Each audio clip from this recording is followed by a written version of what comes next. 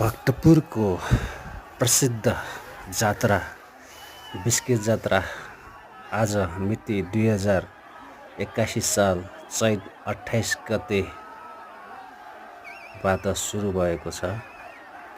यो जात्रा 8 दिन 9 रातसम्म हुने गरिन्छ र आज यो तलमाथि गरेर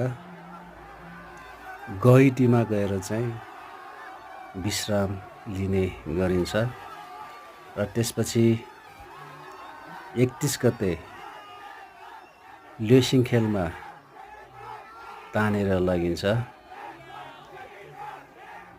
उक्त दिनमा चाहिँ लिङ्ग पनि उठाइन्छ र लिङ्ग उठाइसकेपछि भोलि 1 गते फेरि लिङ्ग ढलाइसकेपछि